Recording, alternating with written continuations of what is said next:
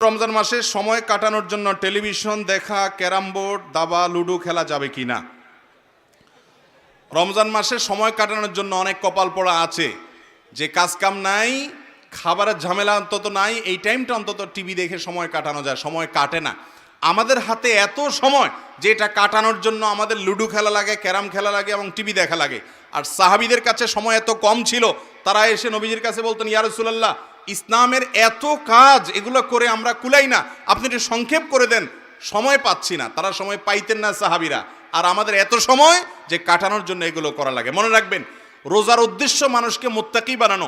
যে ব্যক্তি রমজান রোজা রেখে টেলিভিশনে হারাম জিনিস দেখে, মোবাইলে হারাম জিনিস দেখে এবং এই যে লুডো, দাবা যেগুলো খেলা হাদিসের আলোকে নিষিদ্ধ, এই সমস্ত খেলাধুলার মধ্যে যে ব্যক্তি সময় অপচয় করে, ওই ব্যক্তির রোজা উপবাস থাকা ছাড়া আর কিছুই নয়।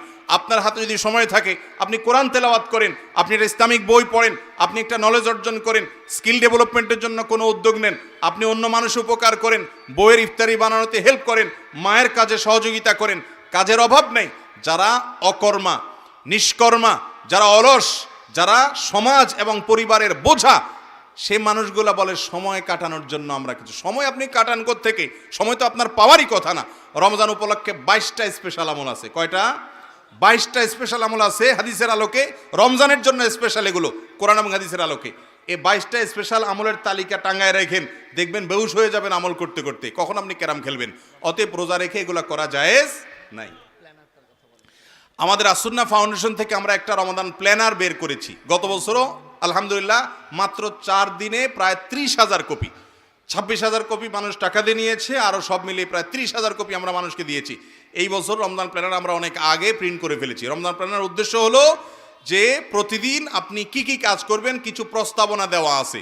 এগুলো হাদিস বানানো কোনো বাতানো কোনো ফরম্যাট না, জাস্ট আপনাকে উৎসাহ দেওয়ার জন্য যে আজকে কতটুক তেলাওয়াত করছেন লিখে রাখেন, কয় ওয়াক্ত নামাজ জামাতের সাথে পড়েছেন লিখে রাখেন, সুন্নতগুলো ঠিকমতো পড়েছেন কিনা সেটা ঠিক দেন।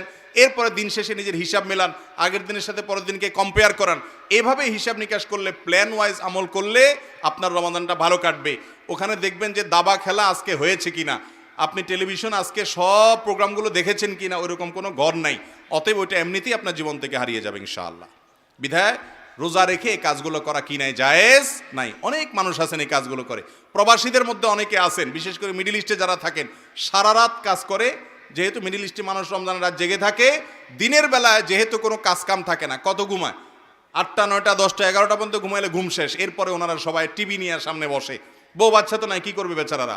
ওই কাজ করতে করতে তাদের গোটা রমজান যায়। মনে রাখবেন, হারাম জিনিস টেলিভিশনে দেখে, আপনি পরনারীকে দেখলেন নাটকে, সিনেমাতে, বিভিন্ন অনুষ্ঠানে, এই কাজের মাধ্যমে রমজান কাটালে আপনার রমজান ফলপ্রসূ হবে না, গুনাহ হবে।